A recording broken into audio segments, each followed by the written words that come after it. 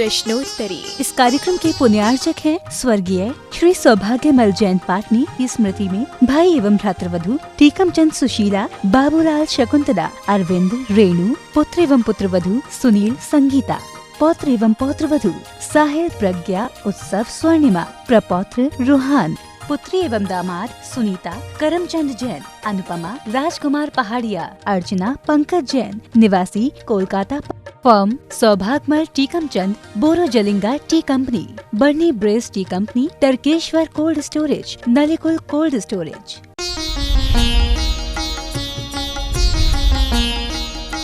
सुधा प्रश्नोत्तरी। नमोस्तु गुरुदेव। South Africa में पाए जाने वाले नरभक्षी वृक्ष चल फिरकर मनुष्य को पकड़ते हैं, तो क्या उनका धर्म द्रव्य सहयोग करता है? और ये अकेंद्रीय होकर भी नरभक्षी कैसे? धर्म चल रहा है तो सहयोगी है। वो नहीं कह रहा है कि तुम चलो, वो नहीं कह रहा है कि पत्ता हिलो। तुम हिल रहे हो तो जैसे पटरी नहीं कहती गाड़ी चलाओ, लेकिन चला रहे हो तो गाड़ी है। तो धर्म अधर्म द्रव्य जितने भी उदासीन द्रव्य हैं, ये हमारे उपकारी हैं, सहयोगी हैं। वो नरभक्षी नहीं है। वो नर को नहीं पहचानता, वो अपने भोजन को पहचानता है। वो भोजन उसके वो गंध स्पर्शन इंद्री के माध्यम से उसका स्पर्श बहुत अनुकूल रखता है, क्योंकि एक इंद्री का जो स्पर्श है दूर से स्पर्श कर लेते हैं वे, बहुत दूर से। तो उस पर वो वस्तु उसके पास जाती है, उसके स्पर्श उसको अच्छा लगता है। जैसे अपन को कोई चीज़ें स्पर्श में अच्छी लगती हैं, खुजलाना है तो कठोर चीज़ अच्छी लगती है, बैठना करना है तो मुलायम चीज़ अच्छी लगती है, तो आप उसको ग्रहण करने का भाव करते हो। हाँ, क्योंकि शुद्ध ज्ञान है। भाव श्रुत मन से भी ज़्यादा गतिमान होता है। मन तो बहुत स्थूल है, मन कार्यकारी नहीं है। जो ज्ञान है, जो शुद्ध ज्ञान है, भाव श्रुत जो ज्ञानावरणी कर्म का क्षोभसम है, वो वस्तुता ग्रहण करता है। मति ज्ञान का एक इंद्रियों में धारणा है। अब बोले आप, यानी उनकी भी धारणा है, यानी वे भी वस्तु को स्मरण रखते हैं। ये लोक व्यवहार में कहा जाता है मन से स्मरण किया जाता है। सत्य ये है कि मति ज्ञान का नाम धारणा है। धारणा किसे कहते हैं? कालांतर में जाने हुए पदार्थ को नहीं भूलना, वो मति ज्ञान का विषय है। अब मति ज्ञान तो एक इंद्रियों में भी है, तो वे धारणा बना लेते हैं, उनकी धारणा रहती है। यानी वो जानते हैं कि ये कौन व्यक्ति है, कौन वस्तु है, ये सब जान रहे हैं। लोक व्यवहार में कहते हैं मन से धारणा बनाई गई, नहीं। एक इंद्री, दो इंद्री आदि ये सब। देखो मक्खी होती है, मधुमक्खी, कितने दूर जा कर के फूलों का रस लेने जाती है, और उसके बाद वो जाकर अपने ही छिद्दे पर बैठती है और अपने ही बिल में बैठती है। यानी उसकी धारणा शक्ति कितनी है। मन तो एक खिड़की है, जैसे आँख, कान, नाक है ना, ऐसे एक मन है। मन कोई ज़्यादा महत्वपूर्ण वस्तु नहीं है, अपना ज्ञान महत्वपूर्ण है, और ये सहयोग देने वाला मन है, ऐसा मन है। नमोस्तु गुरुदेव। प्रोषधोपवास की उत्तम, मध्यम एवं जघन्य विधि क्या है? 3 प्रकार की विधि बताई गई। पहली विधि है कि सप्तमी के शाम को, सप्तमी का भी एकासन, एक टाइम भोजन करेगा सप्तमी को, और एकासन करके और वो जाके मंदिर में, तीर्थ क्षेत्र पर अथवा घर में किसी एक कमरे में उदासीन रूप से खूब आराम परिग्रह का त्याग कर दिया। 3 स्थान है, बेटर है तीर्थ क्षेत्र पे जाओ, मंदिर में बैठ जाओ, नई जगह है तो घर में ही एक कमरे में कहीं एकांत स्थान पर जा कर के वो सप्तमी के दिन ही वो शाम को चला जाए एकासन करके, और अष्टमी का उपवास करेगा।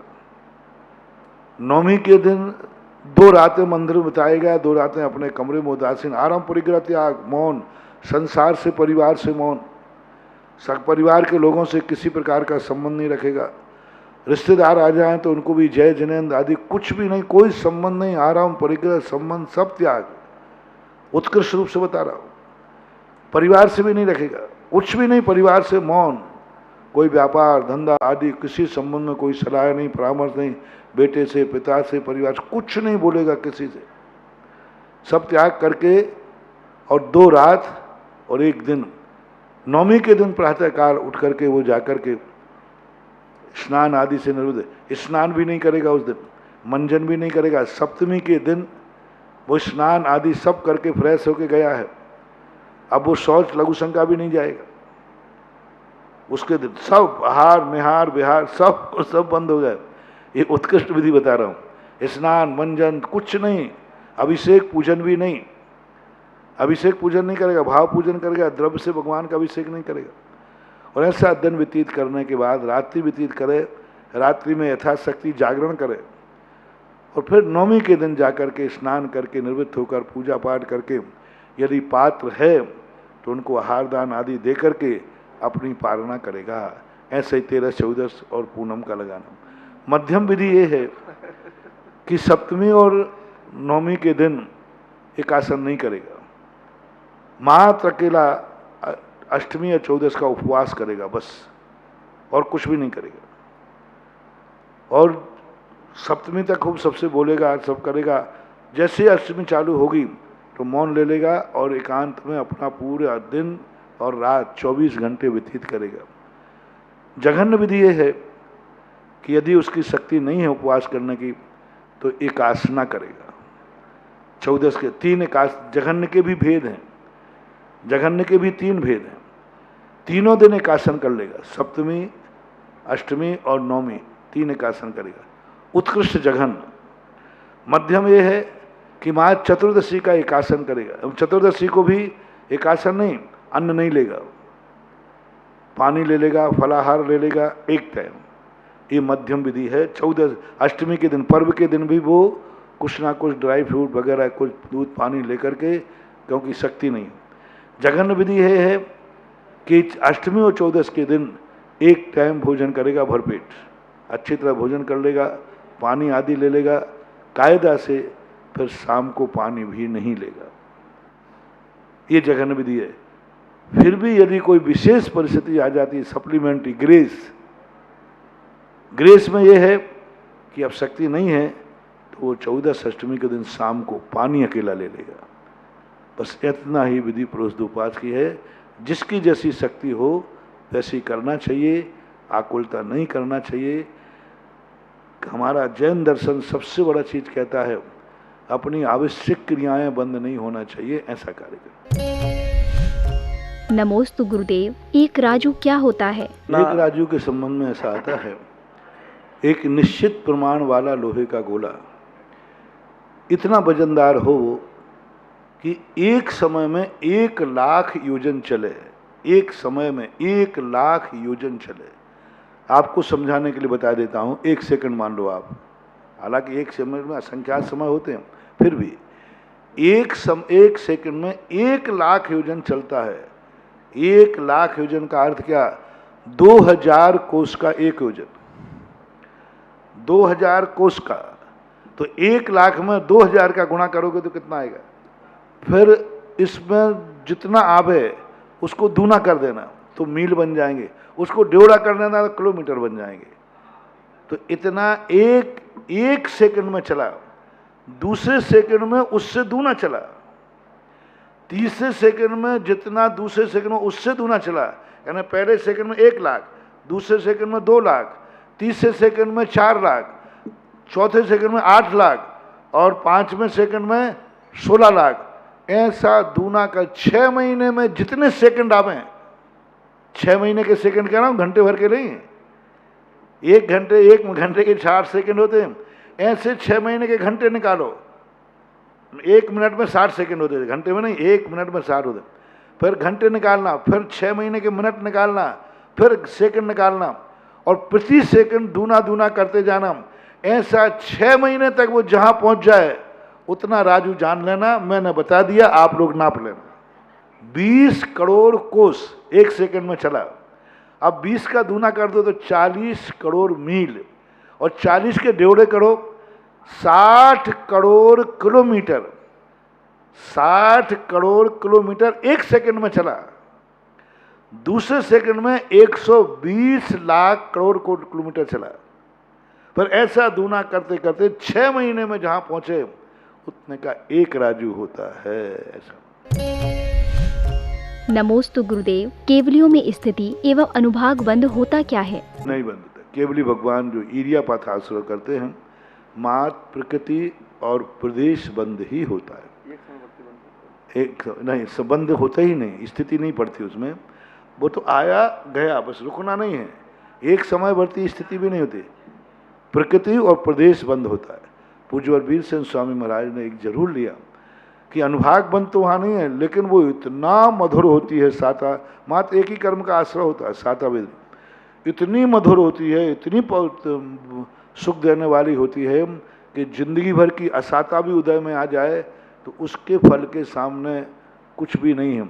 ये शब्द का मात्र प्रयोग किया है, लेकिन उन्हीं पूज्यवर वीर सेन महाराज ने स्पष्ट उल्लेख किया कि इरियापथ में प्रकृति और प्रदेश बंद होता है, स्थिति अनुभाग बंद नहीं होता। नमोस्तु गुरुदेव, क्या जैन धर्म में भी ये आता है कि पुत्र मुँह में दशरथ मरण को प्राप्त हुए? क्या केकई का वचन मांगने वाला प्रसंग आता है? जैन दर्शन के अनुसार दशरथ ने जब देखा एक ऐसा संसार है तो उनको वैराग्य प्राप्त हुआ। वैराग्य होकर उन्होंने दीक्षा ली और दीक्षा लेकर तपस्या करके अपना कल्याण किया। जैन दर्शन के अनुसार 2 वचन नहीं, 1 वचन मांगा था। कैकेयी ने वचन तो जरूर उन्होंने किमिक्षिक वरदान दिया था, तो कैकेयी ने उस समय एक ही बात कही थी कि भरत को राज्य न दिया जाए, और भरत ननिहाल नहीं गए थे, भरत वहीं मौजूद थे। एक ही वचन मांगा था कि मेरे भरत बेटे को राज्य दिया जाए। तब रामचंद्र जी ने स्वयं निर्णय किया, पिताजी से कहा कि देखो, यदि राजगद्दी पे भरत बैठेगा और मैं यहाँ रहूँगा तो जनता उसकी आज्ञा नहीं मानेगी, जनता उसको बहुत बड़ा भला करेगी, मेरे रहने से भरत राज्य नहीं कर पाएगा, इसलिए मैं वनवास जाऊँगा। मैं वनवास नहीं गए, दक्षिण दिशा की तरफ जाऊँगा। उन्होंने अपनी माता से कहा कि भरत यहाँ रहेगा और आप भी यहीं रहें, सीता भी यहीं रहेगी, लक्ष्मण, मैं जा रहा हूँ और दक्षिण दिशा में जाऊँगा मैं, और वहाँ मैं अपने एक नए राज्य की स्थापना करूँगा, फिर माता तुम्हें लेने आऊँगा। तो ये कह करके फिर लक्ष्मण भी गए साथ में, सीता भी गई साथ में, लेकिन ये कह के गए दक्षिण में राज्य की स्थापना करूँगा और मैं आपको वहाँ फिर लेने आऊँगा। ये वचन रामचंद्र जी ने लक्ष्मण माता कौशल्या से कहे। लेकिन बीच में जो घटना घटी कि भरत को जब ये पूरा विस्तार पता चला, क्योंकि भरत इस संबंध में समझ नहीं पाए बात को, तब भरत के लिए चित्रकूट वाली बात जैन दर्शन में नहीं है। वहीं पर जो कुछ संवाद होता है सब अयोध्या में ही होता है, और वहाँ भरत के लिए समझा करके रामचंद्र जी कहते नहीं, एक बार तो माता पिता के वचन की आपको लाज रखना पड़ेगी। फिर जब भरत ने कहा कि नहीं, आप सीमा कीजिए, आप हमेशा के लिए अयोध्या नहीं छोड़ सकते, आप अयोध्या के ही राजा रहेंगे, तब दोनों में रामचंद्र ठीक है, मैं 14 वर्ष का संकल्प करता हूँ। तब भरत ये बात को कहते हैं, यदि 14 वर्ष में एक दिन भी आपने लेट किया तो मैं राजपाट छोड़कर दीक्षा ले लूँगा, और दीक्षा लेने का भरत का प्रसंग मिलता है, ऐसा मानना चाहिए। नमोस्तु गुरुदेव, जैन धर्म के अनुसार लक्ष्मण जी नारायण थे, इसलिए राज्य तो उनको ही मिलना था, फिर रामचंद्र जी राजा कैसे बनते? नहीं, राम, लक्ष्मण और नारायण और बलभद्र सदा से एक होते आए, दोनों मिलकर के ही राज्य करते, क्योंकि रामचंद्र भी राज्य होते हैं, कार्य अलग अलग बंटवारा कर लेते हैं, लेकिन सदा सदा से नारायण और बलभद्र दोनों मिलकर के ही राज्य का संचालन, उनमें इतनी प्रीति होती है कि वहाँ ना तो कोई राजा मानता ना, और सदा बलभद्र बड़ा भाई होगा और नारायण छोटा भाई होगा, सदा से नियम है। बलराम बड़े रहेंगे, लक्ष्मण यूँ मान लो, बलराम राष्ट्रपति के समान और नारायण प्रधानमंत्री के समान। बड़ा कौन है? राष्ट्रपति, लेकिन देश को संचालित कौन करता है? प्रधानमंत्री। तो नारायण जो है वो प्रधानमंत्री का काम, सारे राज्य का संचालन करते हैं, और बड़े भैया बलराम राष्ट्रपति के समान आराम से यही बलराम कृष्ण जी के संबंध में, बलराम तो आराम से घूमते घामते बड़े भद्र होते हैं, बलराम सदा भद्री होते, शांत, राष्ट्रपति जैसे बैठे रहते, बस आराम। जब कोई झगड़ा टंटा हो जाए तो लोकसभा को भंग करना हो, राष्ट्रपति शासन लागू करना हो, नारायण लक्ष्मण कृष्ण जी लक्ष्मण जी जहाँ उलझ जाएं, खुरापाती कर दें, झगड़ा करें, तो फिर ये रामचंद्र जी बलराम उसको निपटाते रहते, बस इस काम करते। नमोस्तु गुरुदेव। जैन धर्म का भूगोल वर्तमान के भूगोल से मेल नहीं खाता, ऐसा क्यों? अब ये गलतियां मैं अपने आगम पर तो सोच नहीं सकता। मेरी तो श्रद्धा है कि मेरा आगम जो है वह बदल सकता है। हम विज्ञान के ऊपर विश्वास नहीं कर सकते, क्योंकि विज्ञान खोज रहा है, खोज नहीं चुका है, खोज रहा है। हर विज्ञान एक दूसरे की बात को गलत सिद्ध कर रहा है। बहुत वर्षों तक चला के सूर्य एक ही होता है। दो सूर्यों की कल्पना गप है। धर्म पर बहुत लांछन लगाए लोगों ने, धर्म ने बहुत आरोप लगाया, बहुत सहन किए, सैकड़ों हजारों वर्षों तक चला है। सूर्य एक ही होता है। वैज्ञानिकों ने जब खोजा तो आज दो सूर्य हो गए। अब यदि उस समय विज्ञान की बात में आकर मैं आगम को झूठ कह देता या हमारे पूर्वज झूठ कह देते तो क्या आनंद है। विज्ञान का कोई भरोसा नहीं। आज सत्य कह रहा है, कल कहते आई एम सॉरी प्लीज, एक नया सूर्य और मिल गया। जैन धर्म आई एम सॉरी प्लीज नहीं कहता, वो त्रिकालिक सत्य है, उसमें कोई परिवर्तन होने वाला नहीं। इसलिए हमारा आगम को ही आपको सत्य कहना पड़ेगा। विज्ञान एक ना एक दिन जैन आगम को स्वीकार करेगा। नमोस्तु गुरुदेव। क्या अकाल मृत्यु होती है, और होती है तो इससे बचने के उपाय क्या हैं? अब अकाल मरण के बचने का उपाय क्या है? जो औषधि हैं, अपने टेंशन है, जो जिस ढंग से होता है, क्योंकि अकाल मरण के कोई एक उपाय तो है नहीं। आज तो हजारों कारण हैं। एक्सीडेंट हो जाए तो सावधानी ही इसका एक उपाय है। नमोस्तु गुरुदेव। मानव का ये क्या रूप है कि छोटा काम करने से कतराता है और बड़ा काम करने पर बड़ा मानता है, ऐसा क्यों? अभी तुम्हारी भूल है। मानवता तो चीज नहीं है। मानवता तो मानवता ही होती है। ये उसका प्रमाद है, चूक है, भूल है, प्रमाद है। नमोस्तु गुरुदेव। नवग्रह यज्ञ में सभी देव प्रविचार से रहित होते हैं, तो क्या वहाँ देवियाँ नहीं होती, काम वासना नहीं होती, या वहाँ विषयों का भाव ही मन से नहीं आता? स्पष्ट करें। मूल कारण है वहाँ उनके परिणाम ही नहीं होते, क्योंकि उनकी ऐसी शुक्लेच्छा होती है कि उनके काम वासना का परिणाम ही नहीं बनता, क्योंकि वे सब द्वादशांग के पाठी होते हैं।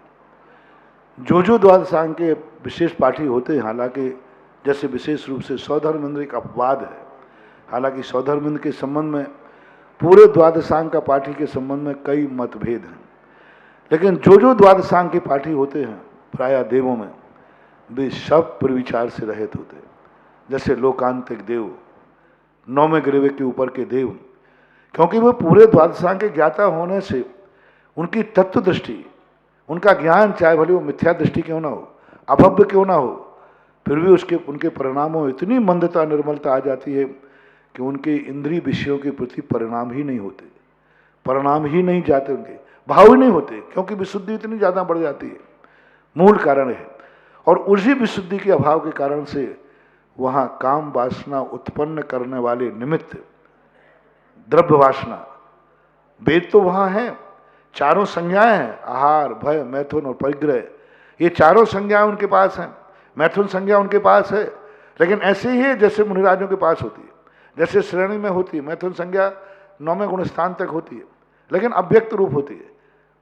इसलिए जो वहाँ वासना को उत्पन्न करने के जो निमित्त हैं स्त्री, उस स्त्री का अभाव है, क्योंकि जब उनके परिणाम ही नहीं है तो उन निमित्तों से ही प्रकृति ने दूर रख दिया कि निमित्त से कहीं प्रभावित न हो जाए। जैन दर्शन स्पष्ट कहता है, जो चीज आपने त्याग दी है उन निमित्तों से दूर हट जाओ। जैसे जिस दिन तुमने उपवास किया है तो रसोई से दूर हट जाओ, तुमने ब्रह्मचर्य व्रत लिया है तो स्त्रियों से दूर हट जाओ, तुमने परिग्रह का त्याग किया है तो व्यापार से दूर हट जाओ, धन दौलत से दूर जाओ, तुमने मोह का त्याग किया है तो परिवार से दूर हट जाओ। तो जब तुमने नियम ही ले लिया है तो उन निमित्तों से दूर हटने की बात कही जाती। जब देवताओं के ऐसे निर्मल परिणाम है, लोकांतिक देव और ऊपर के देवों में, वहाँ स्त्रियों के निमित्त का अभाव कर दिया, क्योंकि वहीं पर स्त्रियां, वहीं पर निमित्त शोभा देता है जहाँ सामने वाला भी चाहे रखता हो। बिना चाहत के जबरदस्ती किसी के परिणाम बिगाड़ना अनैतिकता है। इसलिए वहीं तक स्त्रियां हैं जहाँ तक उनकी चाहत है, और जहाँ चाहत नहीं है प्रकृति ने कहा क्यों अपनी बेइज्जती कराने जाते हो। जिन्होंने चाहत ही खत्म कर दी, उनके सामने अपनी इज्जत खराब क्यों करते हो? उनको ग्रहण करो जहां चाहत होती हो।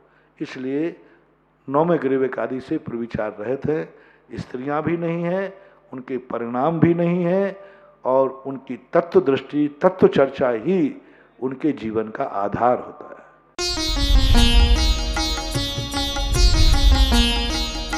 सुधा प्रश्नोत्तरी।